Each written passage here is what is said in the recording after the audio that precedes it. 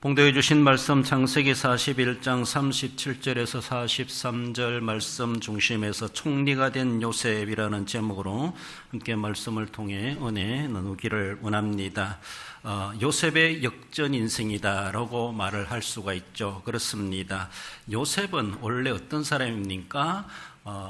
야곱의 11번째 아들로 태어나가지고 어쩌면은 그는 다른 형제들보다도 상당히 아버지가 편애할 정도로 사랑을 독차지받았던 그런 아들이다라고 볼 수 있습니다. 물론 야곱이 가장 사랑하는 라헬의 소생이기 때문에서라도 또 더 나아가서는 그 라헬은 살아있지 못하고 동생 베냐민을 낳자마자 그렇게 세상을 떠났습니다. 그래서 의미 없이 자라난 그 두 아들, 더 나아가서는 요셉에 대해서 남다르게 요셉과 베냐민을 야곱에 그래 챙겨주게 되고, 그 위에 나이 많은 형들이 있었지만은 그들은 또 장성했고 또 그들의 뒤에는 어머니들이 있었기 때문에서라도 요셉이나 베냐민을 야곱이 그렇게 남다르게 챙겨줘야만 했다라는 것 충분히 우리가 이해할 수도 있습니다. 이렇게 아버지의 사랑을 독차지하는 나머지 한편에서는 다른 배다른 형제들에게 또 많은 미움의 대상이 되기도 했다라고 볼 수 있습니다. 요셉의 역전 인생을 바라볼 때 요셉은 아버지 품에서 채석옷을 입고 성장했다, 이렇게 성경은 말해주고 있습니다. 채석옷이라고 하는 것은 어쩌면은 다르게 보면은 상속자의 복장과도 같이 그렇게 볼 수가 있어요. 왕궁에서 여러 왕자들이 있다 할지만 누구를 세자로 삼을 것인가, 누구를 그렇게 다음 후계자로 생각할 것인가, 왕의 여러 아들들 중에서도 굳이 맞이라고만 하는 것이 아니죠.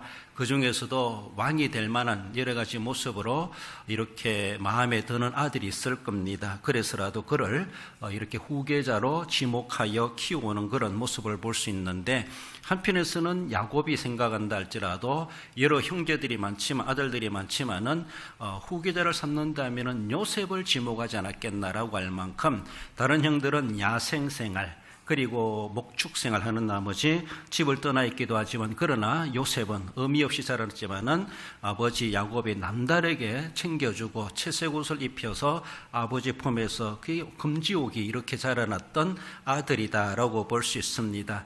그렇게 되었던 어쩌면은 족장 2세, 오늘날로 보면은 재벌 2세로 자라났던 요셉입니다.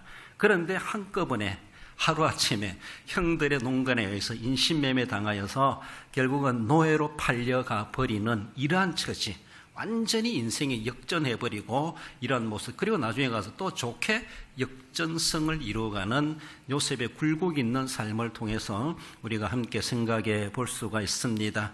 그래요, 우리는 이렇게 잘 살아보길 원하지만은 때로는 우리가 원치 않는 정말로 나락으로 떨어지는, 날개가 꺾이는 그런 처지에 놓일 때도 없잖아 있다. 그러나 전체적인 인생 여정으로 바라보면은 내 인생을 이 땅에 보내신 분이 하나님이시고 오늘의 나이만큼 살게 하신 분도 하나님이시고 앞으로 남은 생에도 내 인생을 주관해 가시는 분은 하나님이시다라는 것을 우리는 늘 인정하며 하나님께 맡겨드리고, 하나님 내 인생 가는 길에 늘 함께 하시고 내 혼자 마음대로 판단하여 살아가지 않게 하시고 늘 하나님을 인정하며 살아가게 해 주옵소서. 우리 성경대학들이 이렇게 찬양했던 것처럼 기도를 멈추지 마라. 그래, 늘 그 당시 기도란 말도 잘 없었지만은 늘 기도함으로 하나님과 소통하고 교제하고 하나님의 인도하심을 받는 그런 삶을, 결국은 하나님은 우리들 하여금 그리스도 안에서 역전되게 하신 우리 하나님이심을 요셉을 통해서도 우리에게 보여주십니다. 역전의 생활로 헌신한 요셉을 생각해 볼 때 본문으로 돌아와서 총리가 된 요셉은 먼저 하나님의 영에 감동된 사람임을 말씀합니다. 바로에게 인정받는 인물이죠. 38절에 보면은 바로가 그의 신하들에게 이르되 이와 같이 하나님의 영에 감동된 사람을 우리가 어찌 찾을 수 있으리요. 요셉을 가리켜서 하나님의 영에 감동된 사람이다. 이건 사실은 하나님을 알지 못하는 바로가 하는 말입니다. 그러나 바로가 하는 말이 틀리잖아요. 그렇잖아요? 바로가 하는 말이지만은 그것은 하나님이 바로로 하여금 그 말을 하게 하셨다, 이렇게 볼 수가 있습니다. 요셉이 하나님의 영에 감동되지 않았는데 하나님이 바로의 입을 통해서 그런 말을 하게 했을까? 그렇지도 않을 겁니다. 진짜로 우리가 본다 할지라도 요셉은 우리를 보면은 많은 굴곡 있는 삶을 살아가도 하나님을 향하여 일편단심 믿음을 가지고 있었고 그럴수록 더욱더 기도의 삶을 살아가지 않았겠는가. 우리 시대로 생각해 볼 때 충분히 이해할 수가, 그렇게 적용해 볼 수가 있습니다. 그러므로 그는 늘 하나님의 영의 인도하심을 받는, 감동함을 받는 그런 삶을 살아갔다라고 볼 수가 있고, 또 이런 절박한 문제가 당면했을 때도 바로의 꿈 해석에 대해서도 하나님의 영에 감동되어서 하나님의 영의 지식을 통해서 그 문제를 해결해가는 그런 인물임에 대해서 어쩌면은 하나님에 대해서 제대로 알지 못했던 바로라 할지라도 그렇게 고백할 수밖에 없는, 하나님이 바로 입을 통해서 그렇게 고백하게 하신 것이 아닌가라고 하는 것입니다. 전혀 상관없는 말을 했다라면은 뭐 저런 말을 하지라고 할지 모르지만은 요셉은 진짜 우리가 본다 할지라도 하나님의 영에 감동된 사람임에 바로가 그렇게 말하지 않아도 우리가 믿어줄 수 있는 그런 상황임을 볼 수가 있습니다. 여러분들, 실제로 하나님의 영에 감동된다는 것은 하나님의 큰 은혜를 입은 겁니다. 그래요. 그리고 감동된 자가 실제로 헌신하게 됩니다. 하나님 영에 감동되면서 우리가 헌신을 해야 되지, 남 하니까 따라서 하는 것은 사실은 남들을 볼 때는 똑같이 하네라고 할지 모르지만은 하나님은 사실은 그분에 대한 실제적인 본심에 의한 헌신이라고 하나님 보지 않을 수가 있습니다. 상달되지 않는 헌신이라고 볼 수가 있죠. 구약시대에 하나님을 섬겼던 성경상 인물들 바라보면 거의 다 전부 다 하나님 영에 감동된 사람들이 하나님 일에 적극적으로 헌신해 갔던 것을 볼 수가 있습니다. 이렇게 광야 시대에 성막을 하나님이 계시해 주셨고 성막을 제작하라라고 했을 때 이렇게 하나님께서는 출애굽기 35장에 보면 감동된 사람들이 자신들의 소유를 풀어가지고 하나님 앞에 성막을 제작하고 제사장들의 옷을 짓고 성막에 필요한 기구들을 만들어 가는데 여러 가지 원자재들을 자기들이 감동된 사람들이 물건을 가지고 왔다, 그렇게 말합니다.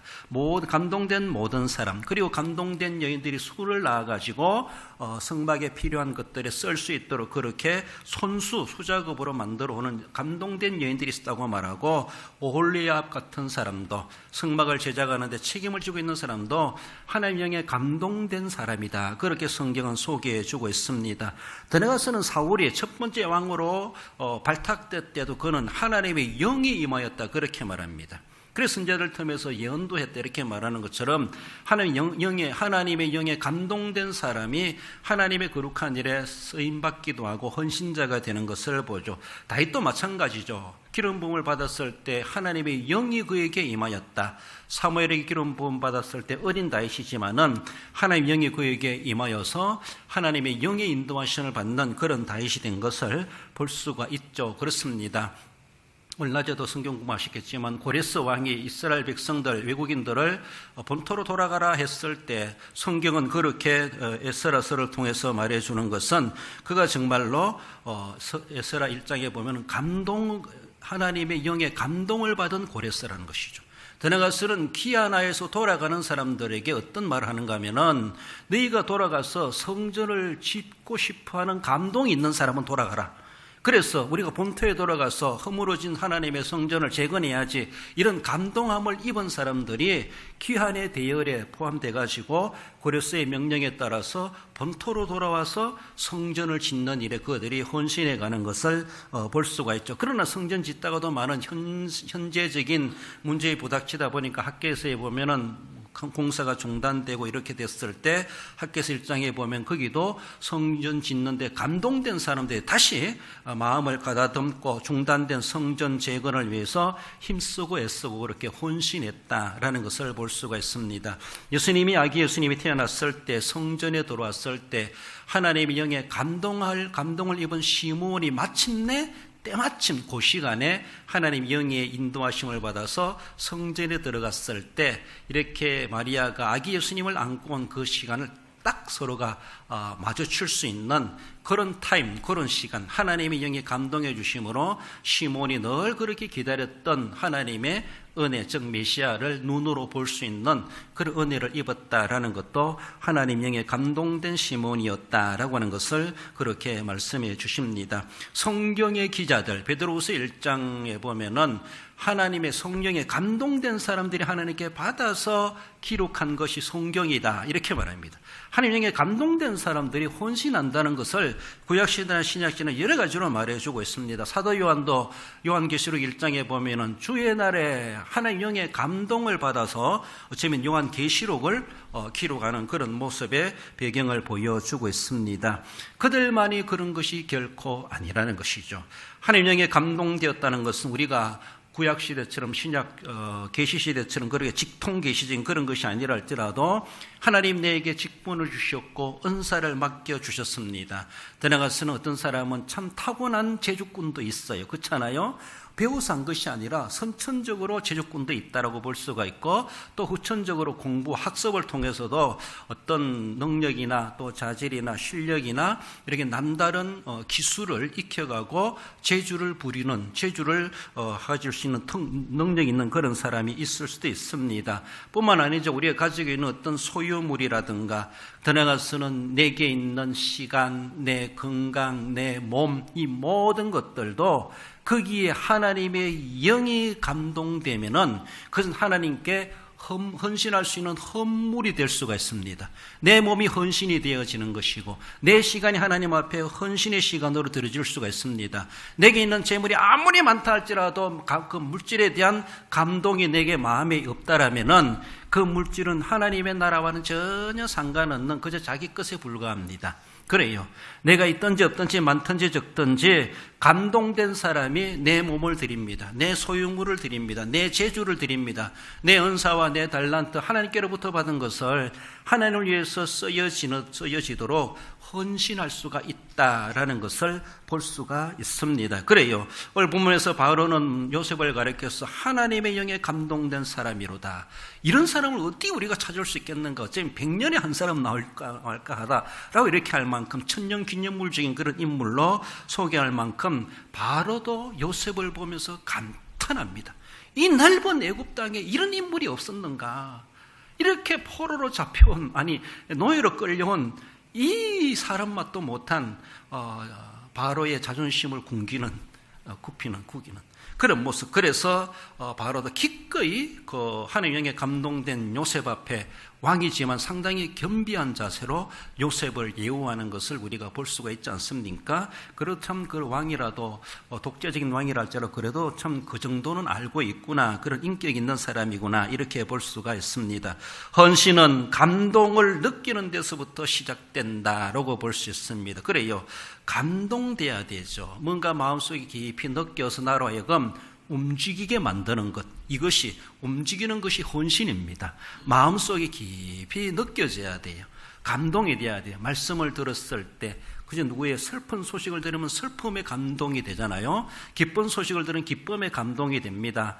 그래서 기쁜 대로 슬픈 대로 거기에 내가 어떻게 함께 동참할 수 있을까? 그 나름대로 경조에 대해서 함께 동참해 가고 거룩한 말로 볼 때 헌신할 수 있습니다. 그 일에 참여해 갈 수가 있는 것을 볼 수가 있죠.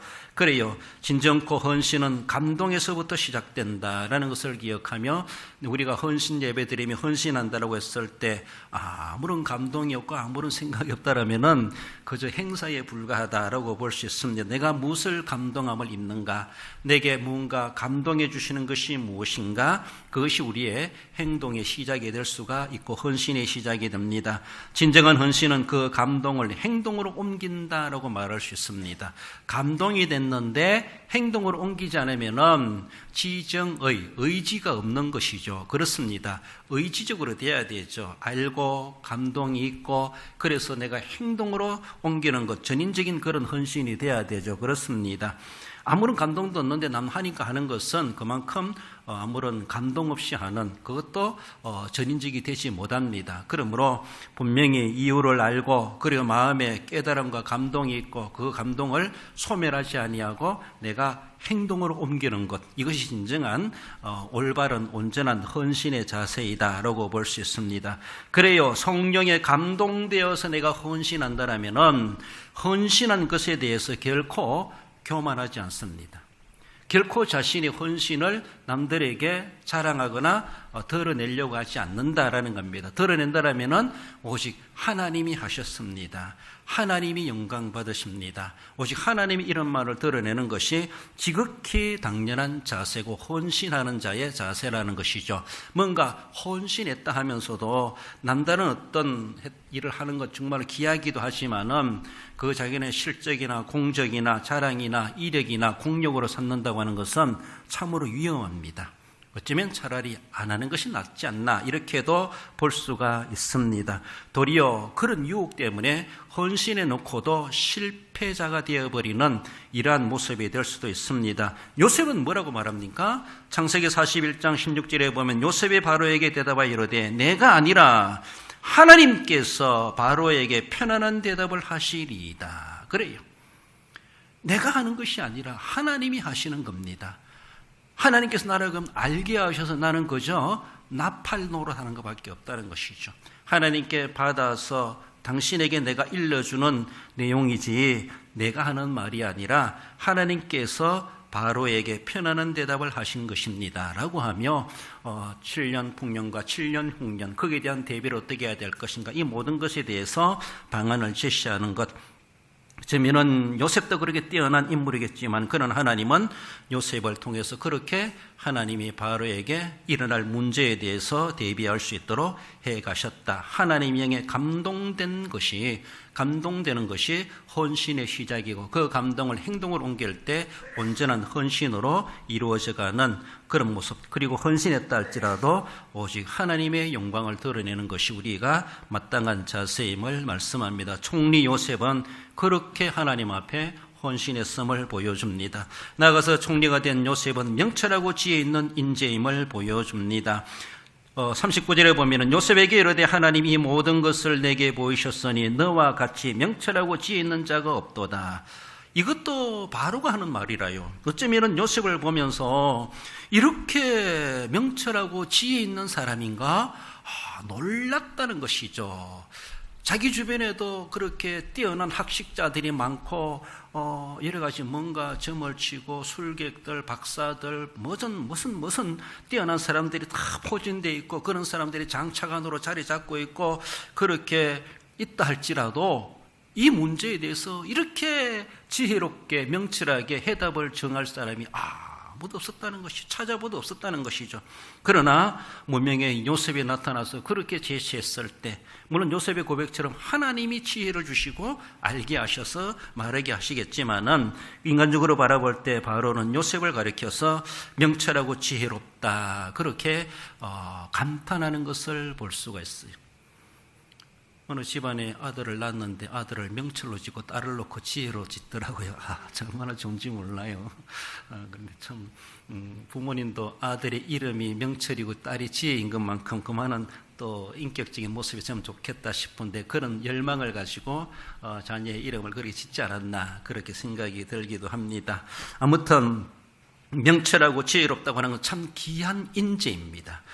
명철과 지혜에 있다라고 하는 것은 이것도 바로가 하는 말이지만은 어쩌면은 하나님께서 이미 요셉을 그렇게 명철한 자로 지혜로운 자로 만들어 주셨고 더 나아가서는 하나님께 인정받는 인물이 되었다라고 하는 것이 뭔가 하면은 잠언서로 바라보면 명철과 지혜는 어떤 얘기 주시는 겁니까? 9장 10절에 보면 여호와를 경외하는 것이 지혜의 근본이요 거룩하신 자를 아는 것이 명철이니라. 지혜와 명철은 여호와를 경외하는 데 근원을 하고 있다는 겁니다. 바로가 말한 대로 요셉이 명철하고 지혜롭다라고 하는 것은 그 배경에 하나님을 경외하는 경외심이 요셉에게 있다는 것이죠. 그렇다면 그가 가지고 있는 명철과 지혜는 바로가 그렇다고 해서 그런 것이 아니라 하나님이 그에게 명철과 지혜를 주셨다는 겁니다. 하나님을 그토록 사랑하고 경외하는 요셉에게 잠언서를 배경으로 말해볼 때에 바로 그의 지혜와 명철의 근거는 하나님께 뿌리를 하고 있다는 것이죠. 하나님께 인정받는 사람에게 하사하는 그 선물이 은혜가 지혜라고 볼 수가 있고 명철이라고 볼 수가 있어요. 그러니까 나는 아무것도 모르겠다 이런 것이 아니라 안다는 것이죠. 남들이 못 깨닫고 남들이 못하는 말을 하게 되고 남들이 못 푸는 문제를 풀게 되고 거기에 대해서 절망하고 실망만 하는 것이 아니라 뭔가 피할 길을 찾고 해답을 찾고 갈 길을 찾아낼 수 있는 그런 지혜, 그런 명철함, 어디 가서도 참 똑똑하다 이렇게 말 들을 만큼 인간적으로도 그렇게 인정받는 사람, 물론 세상에서도 그렇게 남다르게 어릴 때부터 참 영재다 이렇게 할 만큼 그런 인물들도 없잖아 있습니다. 또 많은 공부를 해가지고 많은 독서를 해가지고도 상당히 말도 잘하고 지식도 넓고 폭이 깊은 그런 사람도 없잖아 있기도 합니다. 세상적으로도 어느 정도 우리의 그런 명철과 지혜롭다라고 하는 것을 우리의 노력으로도 행할 수가 있는 어느 정도 범위가 있지만은 그러나 근본적으로 바라볼 때는 우리의 지식과 지혜와 명철 모든 것들은 물론 더 나아가서는 영성이라든가 믿음도 그러하지만은 하나님께로부터 주어지는 것이 진짜라는 것이죠. 하나님께서 주시는 지혜, 하나님께로부터 뿌리한 명철은 진짜라는 겁니다. 비주류도 아니고 가짜도 아니라는 겁니다. 속일 수도 없다는 겁니다. 그것이 진짜 지혜요, 진짜 명철이고 하나님이 보장해 주시는 인물이고 인재라는 것이죠. 요셉은 얼마든지 그런 인물이 아니겠나 충분히 우리가 그의 생애를 통해서도 충분히 알 수가 있습니다. 얼마나 그를 하나님은 경외심을 가지고 있었겠는가. 경외라고 하는 이르아라는 이런 단어, 히브리 단어를 사용하고 있는데 두려워하고 공경한다 이런 의미를 가지고 있습니다. 하나님이 두려움의 대상이 될 때 하나님을 두려워하는 대상으로 삼아야 되죠. 경외심이 있습니다. 그리고 존경하는 그런 마음이 경외한다 이렇게 말합니다. 단순히 공포스럽다, 두렵다 그렇게 여기는 것만이 아니라 두려움의 존재로 삼으면서도 참 존경스럽다, 공경스럽다, 공경한다. 저 사람이 저렇게 무섭지만 난 참 좋아. 인간적으로 볼 때 그렇게 얘기하는 것처럼 그렇게 그 앞에 가서 함부로 말할 수도 없고 어쩌면은 주눅들 수밖에 없고 무섭고 말 한마디 하기도 참 벌벌 떨릴 수 있지만 그럼 그분이 싫지가 않아. 그분이 가까이 하고 싶어 자꾸. 좋아하죠. 무서우면서도 친근감이 생겨. 우리로 볼 때는 우리의 감정으로 볼 때 그렇습니다. 이것이 하나님에 대한 경외심이죠. 단순한 우리를 향하여 공포심을 자극하는 그런 하나님이 결코 아니시라는 겁니다. 우리 하나님 앞에 함부로 대할 수 없는 그 망각하신 하나님이신데 그러면서도 우리를 아주 눈높이를 맞춰가지고 친근하게 대해주지 않습니까? 우리가 때를 써도 우리가 무슨 말을 해도 다 포용하고 들어주시는 어머니 같고 아버지 같은 그런 우리 하나님, 그런 분이십니다. 그러면서도 우리의 마음속에는 하나님을 함부로 대할 뿐이 아니라 늘 두렵고 떨림으로 그리고 공경하고 존경하고 예배하는 그런 자세의 대상으로 늘 삼아가는 것을 볼 수가 있습니다. 시편 2편 11절에도 여호와를 경외함으로 섬기고 떨며 즐거워할지어다 그렇습니다. 그렇게 떨지만은 즐거운 거예요. 그 앞에 나아가는 것이, 그분을 만나는 것이 떨리면서도 좋다는 것이죠. 이런 것이 얼마나 귀한 것인지 몰라요. 하나님을 향하여 두려움을 느끼면서도 즐거움을 느끼는 거예요. 얼마나 행복한지 몰라요. 그래요. 우리 하나님께서 우리는 그런 분이시면 우리는 늘 생각해야 되죠.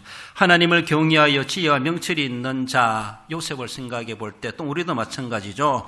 진짜 하나님을 경외한다는 그 사람의 삶을 통해서 드러나는데 그걸 한마디로 말한다면 유일신앙관과 절대 순종이 있기 마련이라는 것이죠. 정말로 하나님을 향하여 유일신앙관, 다른 신은 없나니 다른 이름을 찾지 아니하고 오직 예수님만이 나의 구세주여 나의 하나님이십니다. 다른 데 눈 돌리지 아니하고 다른 길은 있는 것이 아니고 종교다원주의적으로 그렇게 널려있는 그런 것이 아니라 오직 하나님, 오직 예수 그리스도 유일신앙관을 가진다는 것이죠. 그렇습니다.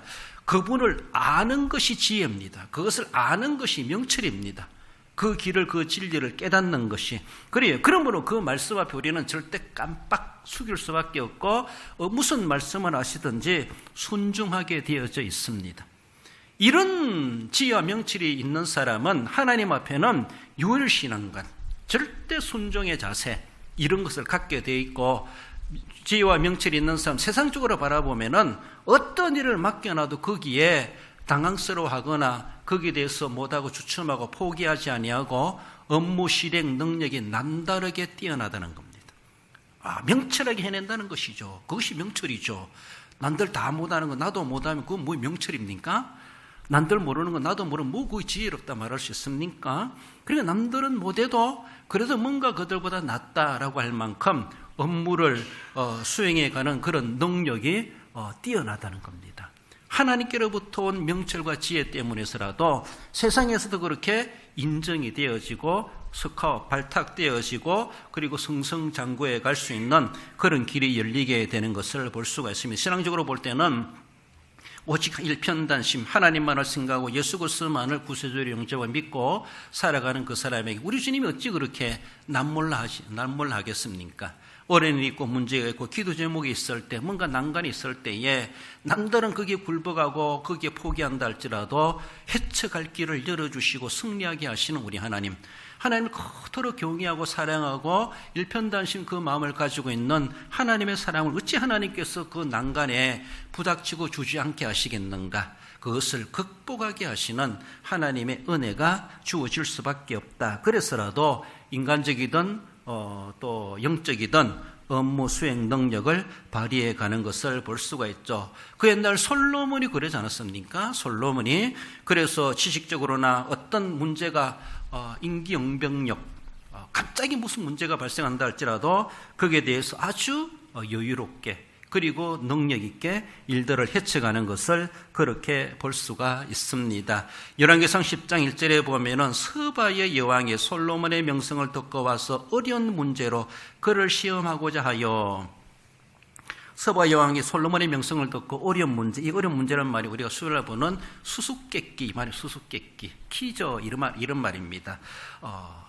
정말로 아리송한 그런 문제를 가지고 와가지고 이렇게 대답할까 저렇게 대답할까 답이 잘 안 오는 아주 난처한 문제를 가지고 솔로몬에게 제시했을 때, 수수께끼를 냈을 때 열왕기상 10장 3절에 보면 솔로몬이 그가 묻는 말에 다 대답하였으니 왕이 알지 못하여 대답하지 못한 것이 하나도 없었더라라고 할 만큼 서바 여왕이 완전히 두 손을 들지 않습니까? 소문보다 더 위대하시다라고 하면서 거기에 널려있는 신하들, 도리어 당신들이 복 있는 사람이다, 이런 왕을 어디서 만나겠느냐라고 할 만큼 극찬하는 것을 볼 수가 있습니다. 서바 여왕이 무슨 질문을 해도 솔로몬이 대답을 다 합니다. 솔로몬이 질문하면 서바 여왕은 답 못할 일도 많을 겁니다. 그래요. 그렇지만은 서바 여왕이 어려운 문제를 가지고 시험하여 물어왔다 할지라도 솔로몬은 다 대답하지 않습니까?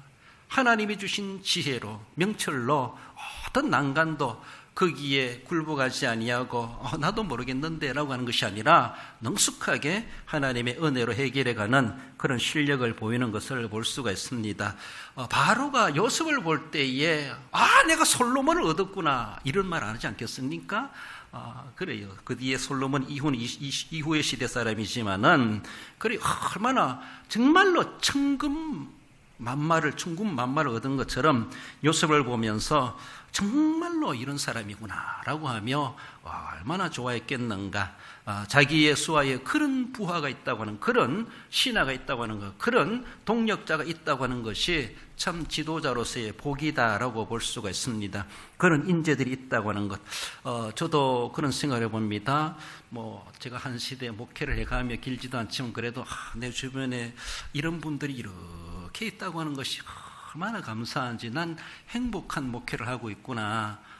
그리고 이런 모습에서 함께 새벽 기도하고 함께 수련회하고 함께 세미나하고 함께 일을 하고 함께 나눌 수 있는 많으면 더 좋겠지만 이 정도라도 그 정도로 함께 호흡을 맞춰가면서 보조를 맞춰가면서 함께 그 일에 동참하고 목회의 동력자들이 널려 있다고 하는 것이 하나님이 주신 복이구나. 참 한 시대 함께 마음껏 섬길 수 있어 좋다 이런 생각이 듭니다. 여러분들은 어떻게 생각할지 모르겠는데요. 내 신앙생활 때 저런 목사 만나가지고 촉도록 고생만 하고 이럴지 모르겠는데 어쩔 수 없어요. 뭐 하나님이 세상말로 2년 몇 개 해주셨으니까 잘났던 못났던 우리가 좀 행복한 목회를 하고 행복한 신앙생활하고 이보다 더 나은 목회자 없을 것이다 이런 마음 가지고 내 한 생애에 정말로 생명다는 그날까지 호흡을 맞춰가지고 목사님하고 한번 멋진 인생 신앙생활을 장식해 봐야지 막 이런 생각. 그래서 적극적으로 모든 일에 하고자 했을 때 함께 긍정적으로 적극적으로 우리 청년들에게는 모험적으로 도전적으로 해라 그렇게 말하고 그래요. 노력해야 됩니다. 모험도 필요해 주님 안에서. 그래서 거룩한 일에 함께 자신의 몸을 헌신해가는 그런 모습, 그렇게 할 수 있는 기회가 주어지고 함께 할 수 있는 동력자가 있다고 하는 것이 얼마나 좋아요. 달랑 내 혼자 있어가지고 하는 건 얼마나 그것도 필요하겠지만 그렇지 않고 함께 할 수 있는 이웃들이 있고 동력자들이 있다고 하는 것이 얼마나 귀한지 몰라요.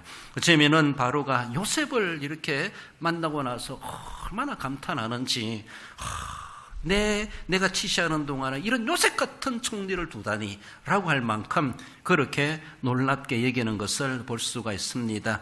솔로몬이 하나도 말 못하는 것이 없었다라고 할 만큼 모든 일에 대해서 함께 막히는 자가 아니라 도리에 막힌 것을 뚫부지게 할 수 있는 그런 직분자요. 그렇게 혼신해 가는 자들로서 들어가서 우리 주님이 주시는 지혜와 명철로 하나님께 인정받는 믿음의 경외심을 가지고 일편단심 예수 그리스도의 구속의 신앙을 가지고 주님 앞에 헌신해 갈 수 있어야 할 것입니다. 마지막으로 총리가 된 요셉은 전국을 다스리는 총리임을 말씀합니다. 그래서 단순히 바로에게만 인정받는 것이 아니고 또 신앙적으로 종교적으로 하나님께만 인정받는 것이 아니고 온 땅에 다르게 보면 온 백성들에게 인정을 받는, 들어가서는 온 세계에 어느 나라 어디에 갖다 놔도 사람들이 그 사람 인정해 줄 수 있을 만큼, 여기서는 애굽이란 말을 하고 있지만은 41절에 바로가 이르되 내가 너를 애굽 온 땅을 총리하게 하노라.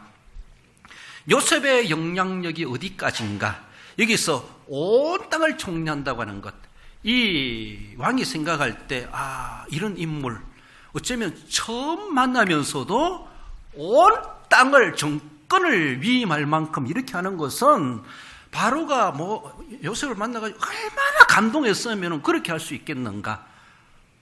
저 같으면 한번 시험 삼아 경상북도만 한번 다스려 봐라 이렇게 해가지고 지자체장들을 딱 발탁시켜가지고 해보고 중앙정부로 끌어들이고 이렇게 경력도 쌓게 하고 한번 시험 삼아도 해보겠는데, 아니 신입사원을 완전, 우리 형욱이 그래 들라지 모르겠는데 완전 본부로 데려와가지고 자기 옆에 두가지고 완전히 정권을 다 맡길 만큼 이렇게 하는 일이 어찌 이런 파격 인사 있을 수가 있습니까? 거기에 늘려있는 신하들도 말 한마디 못하는 거예요. 거기에 대해서. 그래요. 요셉이 그만 이럴 때 해냈기 때문이시겠죠. 물론 배우에 하나님이 계시겠지만은 그래요. 하나의 일부만 다스리는 것이 아니라 여기서 온 땅이라고 하는 것은 일부만 다스리게 할 수 있다는 거예요. 그렇게 해도 보냄을 받는 관리들도 있지만, 그러나 요셉은 안 그랬다는 것이죠. 요셉은 온 땅을 다스리는 총리가 되게 했다. 이렇게 말하는 것은 그만큼 바로가 감탄했다는 거예요. 나는 자리밖에 없다. 모든 권한을 내게 주마. 이렇게 말하지 않습니까? 이렇게 할 만큼 참 바로도 인격적으로 요셉 앞에 무릎을 꿇는 것처럼 그렇게 보여주는 것을 볼 수가 있습니다. 정말로 1인 군주 체제에서 정권을 위임받는다는 것은 잘못하면은 자기 자리가 위태로워질 수가 있어요. 사울은 그래 못했잖아요. 사울 왕은 위태롭다 느끼기 때문에 아주 쫄짱부지 그러니까. 그러나 어쩌면 바로는 얼마나 자신 있었는지 1인 군주 체제를 태가면서도 요셉에게 정권을 위임해 주는 이런 모습들, 아주 당당한 바로의 그런 권세 있는 권위를 볼 수가 있습니다. 그래서 요셉도 놀랄 수밖에 없는, 그저 제 수복만 벗겨주는 것도 좋아 고마울 텐데 나를 고향으로 돌아가라 이렇게 하기만 해도 참 해방시켜주는 것만도 감사할 텐데, 어쩌면 요셉을 총리로 삼되 전국을 다스리는 창세기 41장 44절에 보면은 바로가 요셉에게 이르되 나는 바로라 애굽 온 땅에서 내 허락이 없이는 수족을 놀릴 자가 없으리라 이렇게 말합니다. 요셉이 너 꼼짝마 하면 꼼짝 말아야 됩니다. 가지마 하면 가지 말아야 됩니다. 거기 가 하면 가야 된다는 것이죠. 요셉이 말하는 대로 온 백성들은 그렇게 일사불란하게 움직일 수밖에 없는 참 1인 군주체제, 독재체제가 그런 왕정시대가 그러하기도 한데 어쩌면은 요셉이 왕과도 같이 바로와도 같이 권세를 가지고 그렇게 권한을 부여받는 것, 그렇다고 요셉이 뭐 독재한다거나 그런 건 아니겠지만은 그만큼 바로가 요셉을 만나가지고 놀란 만큼 수직적으로는 탑 최고의 자리까지, 수평적으로는 온 땅 사방팔방 어디든지 그는 어디는 갈 수가 있는 그런 능력자 뿐만 아니죠. 요셉의 영향력은 애굽 온 땅만이 아니에요. 가나안 땅에서도 쌀 사러 오지 않습니까? 다른 나라에서도 곡식 사러 오지 않습니까? 어쩌면은 국경을 넘어서서 다른 나라까지도 요셉의 영향력이 미치고 있다고 볼 수가 있어요. 요셉이 안 주면 그들은 굶어 죽는 거예요. 그러니까 요셉은 단순히 국정적으로 애굽의 온 땅의 총리지만은 어쩌면은 온 지구촌에 하나님의 그런 계시로 말미암아 이루어지는 흉년의 시대에 뿐만 아니겠죠. 이것은 예수님의 권세를 예표해주는, 상징해주는 그런 인물로 요셉을 이야기하는데 결국 하나님 보좌 우편에 계셔서 만국을 다스리시는 만왕의 왕의 권세를 우리 요셉을 통해서 예수님이 그런 분이심을 우리에게 보여주십니다. 그래요. 그 설화에서 벗어날 자 아무도 없고 모든 권세자들이 예수님의 무릎 앞에 꿇을 수밖에 없는, 예수님의 발 앞에 꿇게 되는 것. 그래서 주님이 그들의 생명 목줄을 쥐고 있는 거예요. 주면 사는 것이고 양식을 안 주면은 죽을 수밖에 없는 그것처럼 애굽만이 아니라 모든 백성들, 온 땅에 있는 모든 사람들이 예수님께 목매일 수밖에 없다고 하는 것. 그래 예수님만이 우리의 생명줄을 주고 계시고 주님 앞에 엎드리고 주님을 인정하는 자에게 생명의 양식을 주셔서 생명이 연장되게 하시고 공급해 주시는 영생의 주권자가 되신다는 것을 요셉을 통해서도 보여줍니다. 이제 다시 요셉 이야기로 돌아와서 요셉의 역전의 분기점이 어딜까 한번 생각해 보세요. 요셉의 역전의 분기점이 어딜까? 그것은 형들의 공이 커요. 요셉을 역전하게 만드는 것이 참 그래요. 아이러니하게도. 그쵸? 요셉이 노예로 팔려가지 않았다면은, 가정하는 이야기로 볼 때 요셉은 그저 그렇게 아버지 품에서 오냐 그렇게 크다가 그저 그렇게 무명의 인물로 끝나지 않았겠나 싶습니다. 그러나 형들이 너무나 고맙게도 그를 인신매매해가지고 노예로 팔아버립니다. 하나님이 다 지켜보고 계셨죠. 여러분들 노예로 팔려가는 게 좋아요? 인신매매 당해가지고 어디로 끌려가는지 살든지 죽든지 아무런 기미도 없고 뭐 보장도 안 되고 들어가서는 거기 가서도 노예생활 죽도록 고생하면서도 누명 모함 받아가지고 재수가 돼가지고 노예복을 입고 채석옷을 벗겨버리고 노예복을 입고 이제는 노예복도 아니라 언제 죽임 당할지 모르는 재수복이 되어버린 재수복을 입고 저 밑바닥에 가서 재수가 되어 재수를 섬기는 이런 자리까지 내려갑니다. 그래요. 그의 역전의 분기점은 아버지 채석옷을 입고 있다가 떨어지는 이것이 하나의 분기점이에요. 거기서 또 완전히 떨어질 대로 죽음의 자리까지 떨어졌다고 볼 수가 있어요.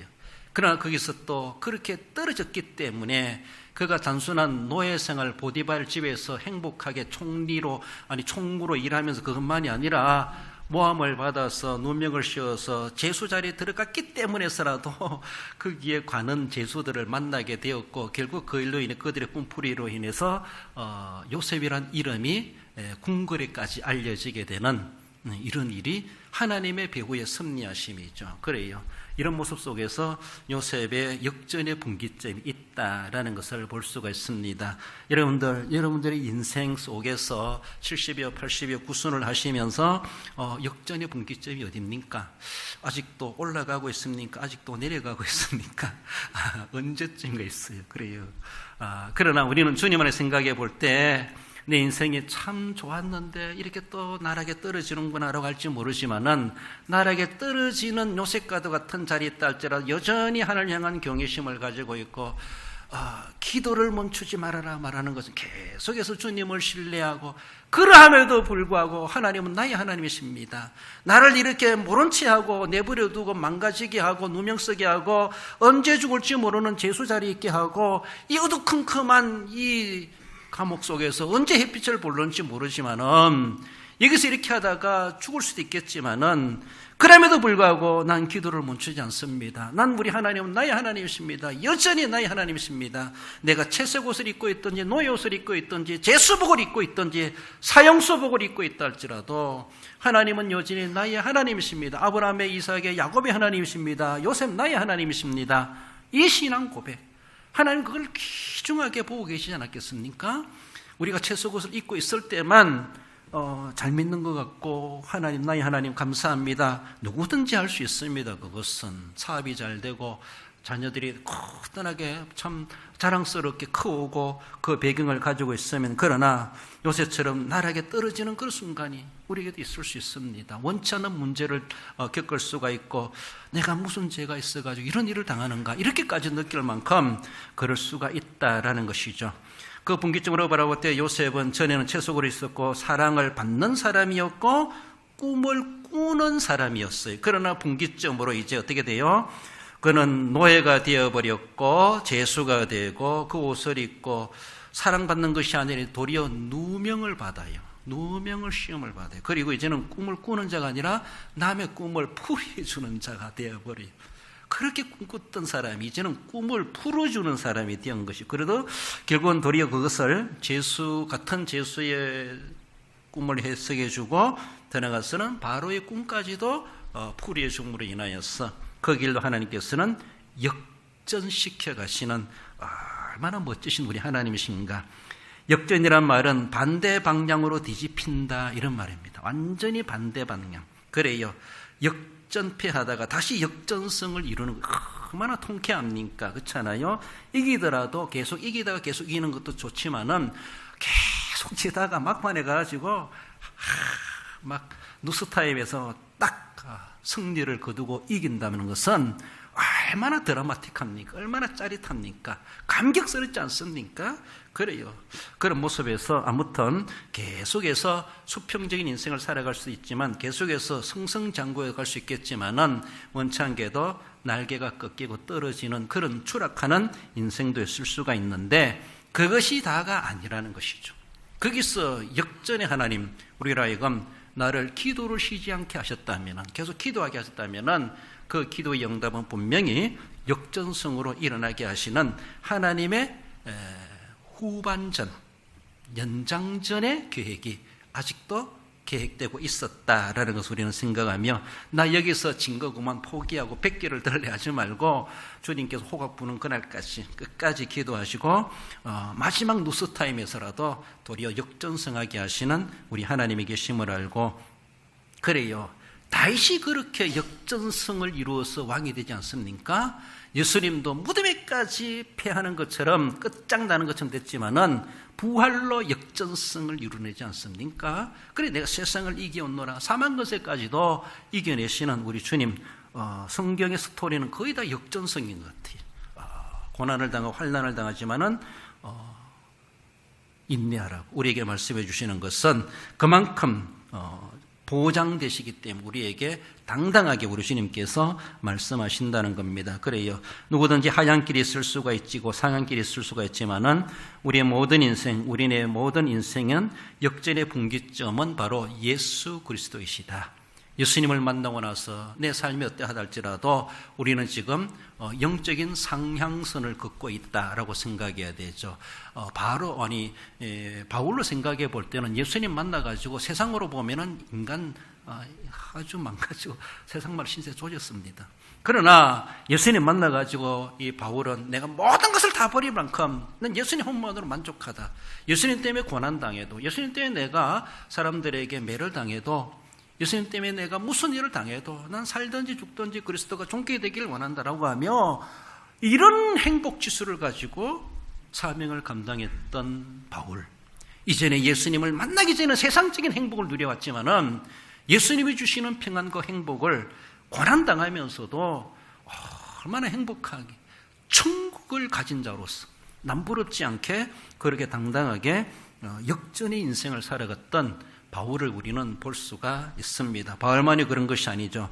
우리에게도 이미 구원의 확신이 있고 천국의 소망이 있고 우리가 그 은혜를 누리고 오늘로 살아가고 있음이 하나님, 즉 예수 그리스도가 내 인생의 분기점이 되었고 그분으로 말미암아 오늘의 내 모습이 이렇게 됐다 할지라도 이 모습이 도리어 나로 하여금 승리를 이루게 하시는 과정이다라는 것을 늘 생각하며 오늘 우리로 하여금 요셉으로 하여금 전국을 총리하게 하셨다라고 하는 것처럼 우리들도 예수님과 함께 온 만국을 다스리는 권세를 우리에게 예비해 두고 계시다고 하는 것을 우리는 늘 기억하며 그래서 우리 주님 앞에 기꺼이 끝까지 변치 않게 믿음으로 승리해가는 우리의 모습이 되어야 할 것입니다. 우리 읽어봅시다. 빌립보서 1장 20절 21절입니다.